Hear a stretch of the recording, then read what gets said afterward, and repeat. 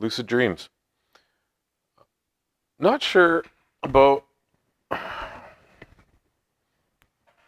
There might be other terminology for it. There might be other things people call them, but for me, a lucid dream is something that's on a different level than a regular dream, and I discern it from insights or messages I may get while I'm awake from angels or a higher self or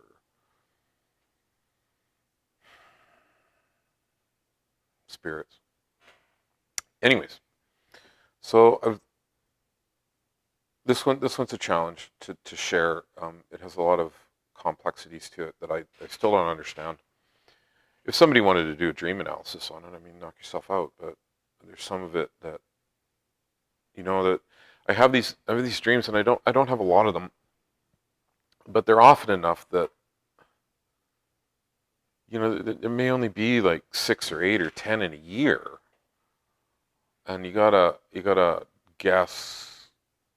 They don't have enough of an explanation, and sometimes stuff comes to me afterwards, and I'll be walking along and I'll be like, oh, maybe that's what that meant, right? So it's kind of one of those things. Anyhow, in this particular dream, or lucid dream, um, I feel like I'm walking around wearing somebody else, and I have these timeline shifts now where it feels the same way. So this is a similar phenomenon, but I'm not visiting myself. I'm visiting somebody else telepathically, sort of overlaying your consciousness over top of someone else. So you occupy the same space as them. You are kind of like a body snatcher, but you're not in control. You're just kind of along for the ride, like seeing what they see and touching what they touch, and your soul energy is now piggybacking on someone else, and you get their sensory perceptions, and sometimes there's some telepathic connection that happens. But in this particular case, it's like I could read his thoughts, but he had no idea I was there. So, anyways, I'm, I'm with this guy, and I don't understand where I am or who he is. Of course, I can't see him because I'm looking out of his eyes, so I have no idea what he looks like. And I sense that he's up to no good. He's got some objective that um, is nefarious, and so he's getting on an airplane. He's going down the boarding ramp, all modern. Goes through the hatch, the doors open, and the flight attendant's there, greeting people and directing them to their seats. It's a big plane. It's a big plane, and he doesn't have any luggage, and no carry-on bag, no nothing. Well, he has something with him. Um, like I can't remember how he was carrying it, but it's a small package kind of thing. Anyhow, so he's he's making his way onto the plane, and there's kids and there's parents, and they're the usual chaos of people putting bags in the overhead bins, and I'm watching all this, and this guy's trying to get through towards the back of the aircraft, and everybody's getting settled in their seats, and they're still boarding the aircraft, and there's kids yelling, and everyone's laughing, having a good time. They're going home after being on vacation somewhere. I don't know where. Big plane. Anyhow, so he goes all the way to the back of the plane. There's the washrooms on both sides of the back of the plane, and then there's like a galley at the back of the plane. And he's back there, and he's looking for something. He's looking for an access point in the wall, and he knows it should be there. And what's happened is the airline has covered it up with something like a fake wall or a plastic sheet or something. Changed the access configuration for that part of the aircraft. So um, he looks around and tries to figure out if he could, if he broke the plastic, somebody would see. If he knew the access panel was in there because it's part of the plane design, so the guy understands plane designs, and anyways, he gets thwarted by this. He can't do something that's going to be obviously found and delay the takeoff of the plane. And so he makes his way back to his seat, and his seat reservation is right over top of the wings, where the main body gets bigger and the wings come out.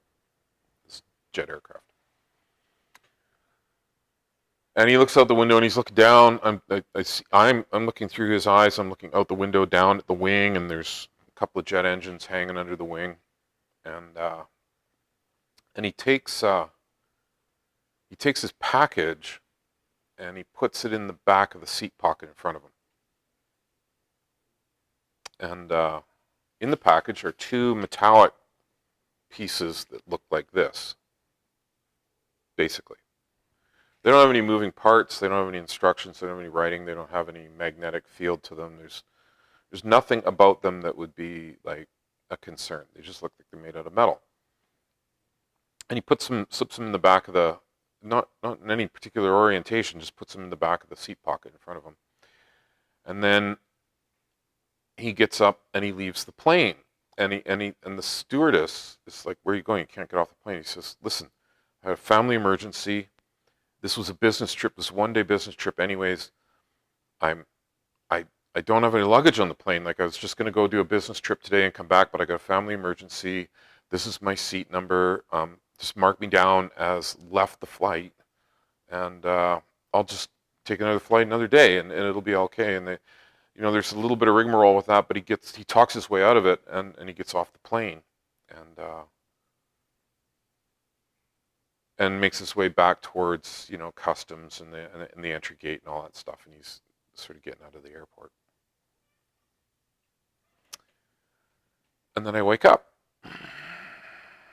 but I'm not awake. I wake up and I'm laying on a beach. I'm having a dream within a dream, or a vision within a dream. I look at this beach, and it's a place I have never seen or heard of or know of. And I'm like, wow, man, the sun's going down. I should get going. And I'm like, man, that was weird.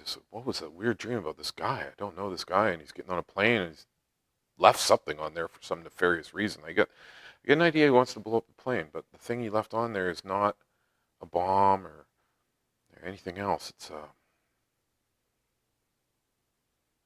It's a thing that reacts to a system the plane has in it already, and it causes a malfunction of that system. It exploits a weakness in the design that nobody knows is there. I don't know how it works. I could make up all kinds of stuff about it, but that kind of came through a bit, that there was that aspect to it, that either at the tail end of the plane or over the middle of the plane where the landing gear comes up and the fuel system distribution manifolds are and all that sort of stuff, fuel pumps and different things, some part of that reacts to that thing I just showed you a picture of, and kablooey. Anyhow, so I'm like, well, sitting on the beach, I gather up my stuff, and I'm like, man, that was weird. I'm still sleeping in this reality here. And I look out at the bay, and it's like a big bay by the ocean. And there's like the other side of the bay has got lights on it, and there's a town behind me. I'm on the beach, and it's picturesque, but the bay is shallow, and it's full of coral, like brain coral, these big pods of coral. And as the sun's going down and twilight's falling, the coral glows bioluminescently. And so the whole bay lights up with glowing white coral blobs out to a certain depth range, and then that's the end of it. But you can walk down the beach, sort of, and look at it. Or you could walk in the water and walk around the coral. You can do the coral walk, they call it. And it's knee-deep to waist-deep water, and you walk through this glowing coral with the fish swimming around your legs and feet. And it's a touristy thing to do. Anyhow, so I think I'm gonna do that. I'm gonna walk the coral to get home. And like I said, I've never seen this place before. I have no idea where I am. And I'm walking along, and I start seeing fish floating in the water, the way dead fish float in the water. And there's angelfish, but they're blue, like Dory from Finding Nemo. They're not the yellow angelfish, but blue ones, and they got a great big eye on one side, like, you know. But if you look closely at them, they're two-dimensional fish.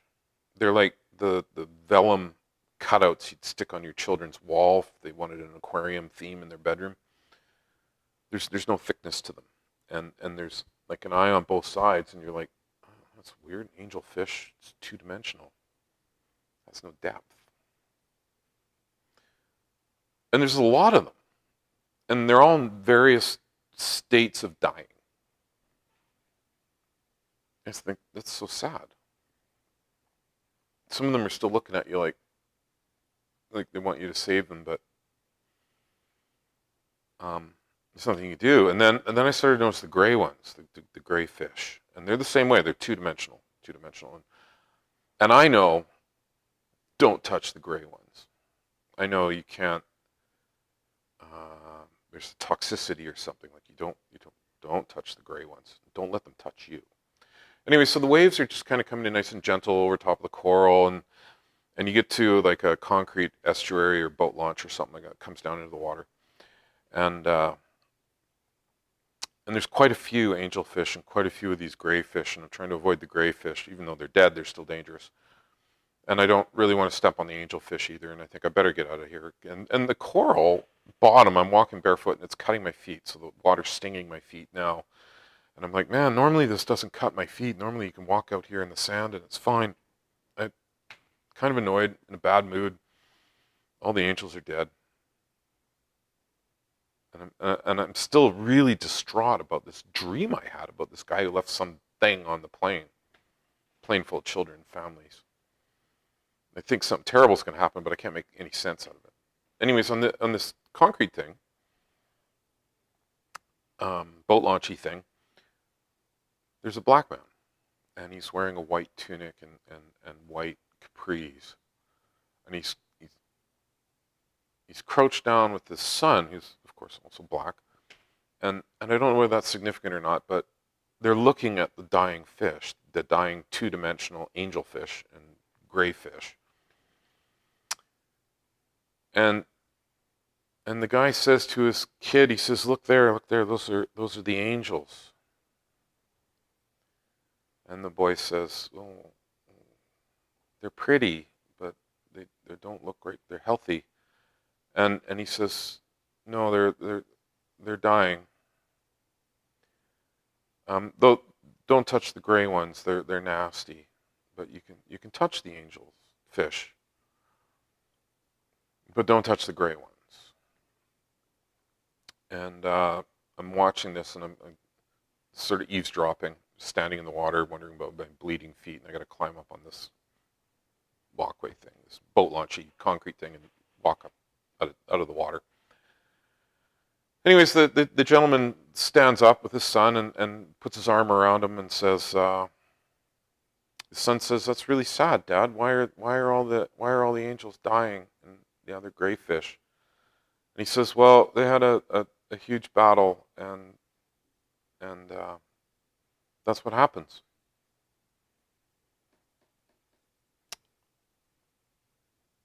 And he says, and don't worry, son. They're all just parasites anyways.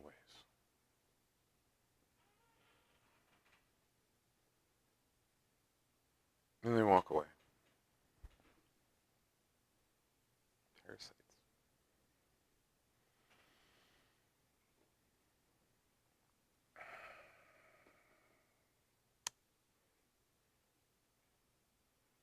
So I get out of the water, and I put my shoes back on. It's not very comfortable, but I have this overwhelming feeling of dread, like all the joy and happiness has gone out of the world. Even though I just walked through one of the most beautiful things I've ever seen in my life, sleeping or not, like it was just stunning. This glowing coral, and it's still glowing in the bay, and darkness is getting quite close to night now. I figure, well, what the hell? I'll just go home. This has been a weird day. And so I walk up, and it's a hill, leads up away from the ocean. There's a bunch of businesses on this one street, and then I don't know. I live in an apartment or something up on this hill, and there's a bar that overlooks the bay. And I think, well, I'm just going to go have a drink or something, and maybe clear my head. So I go in the bar, and I'm going to have a drink. And I'm sitting in the bar, and there's not many people in there for some reason, and then you hear it. You hear the airplane taking off from the runway, which is, like most tropical destinations is, adjacent to the beach. And then you hear the explosion, and we all run out of the bar back into the street, and we look as this huge jumbo jet disintegrates over the bay, over the deeper part of the bay, not where the coral is. Anyways, in takeoff, it ruptures and falls into the bay. Flames, wreckage, debris. Everyone freaks out, and they're all run down to the water, and I'm just like, oh God, the plane blew up.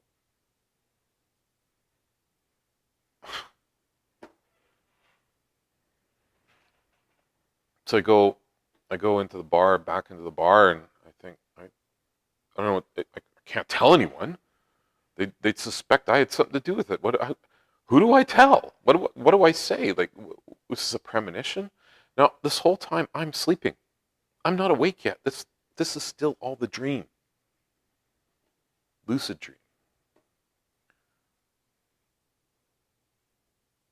And eventually people sort of like they either went to help or they come back to the bar, and they're not very, everybody's upset. It's terrible. Have a couple of drinks, whatever. I'm just like, man, I don't know what to do. I don't know what to do myself. I'm just like, I don't even want to talk to anybody. Like, sad. Anyhow, so I walk out of the bar after a little while, and you can look out at the bay, and they've got all the search and rescue, and they got searchlights, and there's flashing lights, and boats combing the water for survivors and trying to pull debris out of the water, and the rescue effort and the recovery effort is all underway for this jetliner that blew up. And I'm like, oh shit, I can't do anything about that. I'm gonna go home. I don't know what to do. So I walk the rest of the way up the hill, and then I encounter this guy walking up the street, and I recognize him from my building, and then I realize that he's the guy who blew up the plane. And I'm like, hey Dave, how's it going? He doesn't know I was in his head earlier, and he doesn't know anything about me knowing that he's the guy that just did that. Anyways, we and again, you don't know what to say. Like, don't say anything. Why would he do that?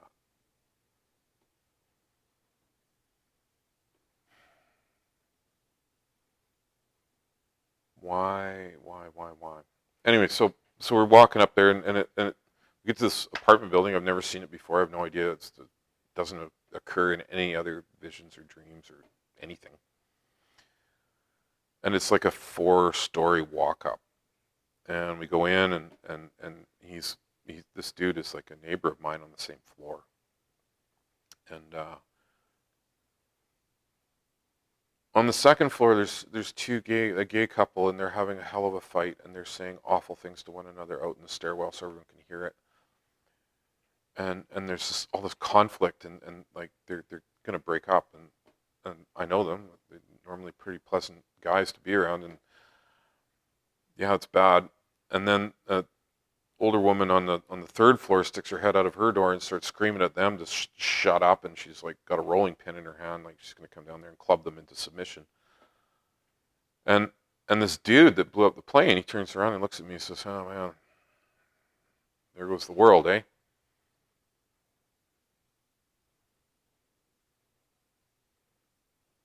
And then I wake up out of that dream, and now I'm awake in this reality, in this world that we call here.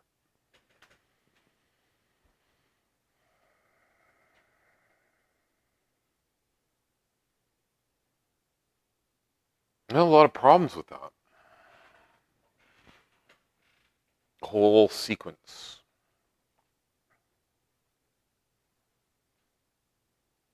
But one of the things that struck me when I sort of and I've wandered around pondering this one a lot.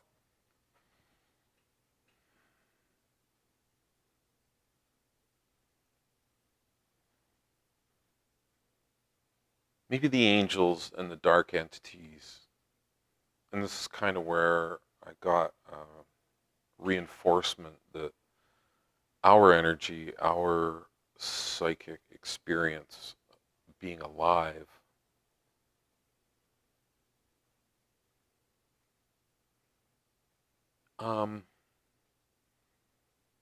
it's a source of nourishment or energy for non-three-dimensional entities to feed off of. And negative emotions and negative energy and hate and anger and jealousy and all those things that feel dark and low frequency, the gray fish or the gray parasites live off of that. And all the happiness and joy and passion and love, the angelfish feed off of those emotions. And God was there talking to his son, telling his son that it's okay because they're just parasites anyways.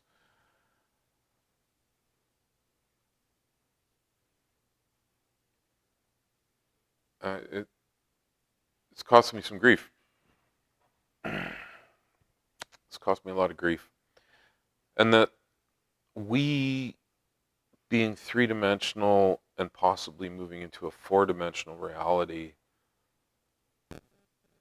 envy's not the right word, but we are actually the higher life form that's having a physical existence compared to the entities that are trapped in the angelic realm, both positive and negative.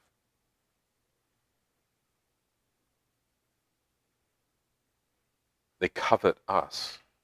That's why they attach themselves to us and why they exist in our life in a way. You see, if the angels are non-physical and they're connecting to us, and it's in their best interest to help us live happier lives and more loving lives in order to enrich their food source. And the gray fish live off the negative emotions and the negative energy, so it's in their best interest to manipulate us to be more miserable, to enhance their food supply. And there's a constant struggle there between those two opposite agendas and two opposite factions.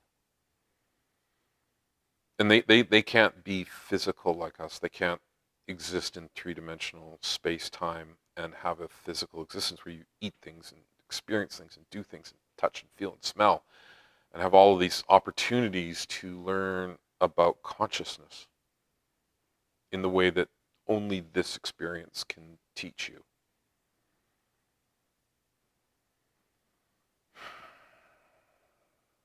Anyways, it did some significant damage to my relationship with my guardian angels and how I felt about the nature of consciousness and why everybody else thinks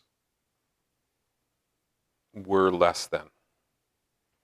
That humanity is the lower form of life, the lower form of consciousness, and that these non-physicals are always elevated above us on this hierarchy of consciousness.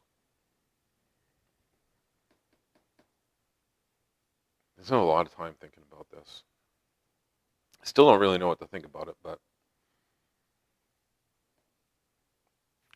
and maybe it was just me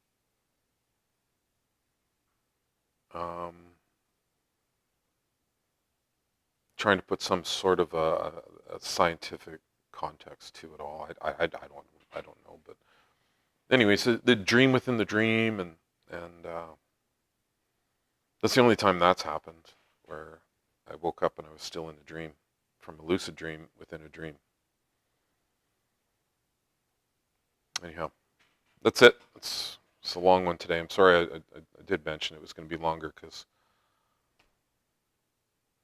and realistically, except for the bartender who I left out, who's a heavy guy, I don't know who he was. there wasn't really anything else in the dream that I could relay. Honestly, I mean, I've had thoughts about what some of the other imagery meant since then, but I don't I don't really want to muddy it. So there it is. That's an example of one of my encounters with um, whatever this thing is that I experience. Lucid dream, vision, channeled visions. I don't know. Anyhow, thanks. Peace.